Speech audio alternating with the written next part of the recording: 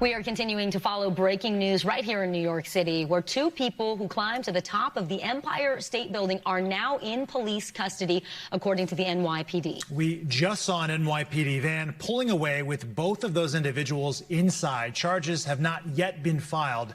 It did appear to be all part of a proposal stunt where the two of them first unfurled a pro-peace banner when they got to the top of the spire of the Empire State Building. That duo eventually climbed down the spire and onto a platform where one of the trespassers appeared to propose to the other. Stranger than fiction. NBC News national law enforcement and intelligence correspondent Tom Winter joining us now.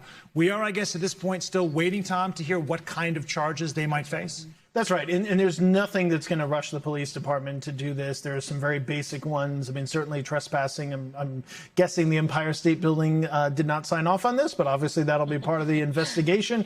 And then they'll look at all sorts of other charges that they can throw at it. Because, look, this was a very serious incident from a security standpoint and from also the potential to injure others, which, according to an NYPD statement that we just got in, they say that there are no injuries to any other individuals, police, civilians, or this couple, which is obviously the silver lining here, the good news out of all of this. So they'll take some time. They'll look at that. They'll coordinate with the Manhattan District Attorney's Office. They got to get the paperwork for the NYPD and then consider the types of charges. You're looking there. That van is where apparently, according to our station WNBC here in New York, is where the couple was put into. They were put into that van. You can't really see them there.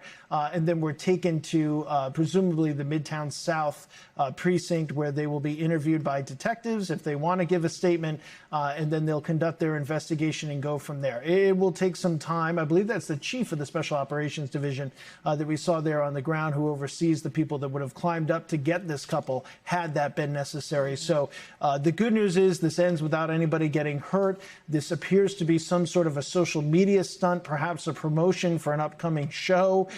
It's incredibly dangerous, incredibly reckless, and I can tell you that the police department is furious about this because of the potential danger that it posed.